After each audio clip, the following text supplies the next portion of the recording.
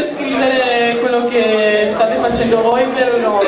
Quindi siete i più bravi tifosi secondo me al mondo,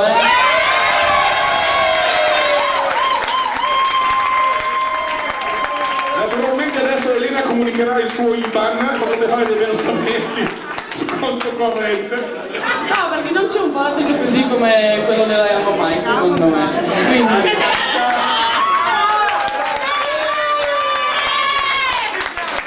a me fa solo piacere ad essere capitana di una squadra come questa, quindi grazie a voi.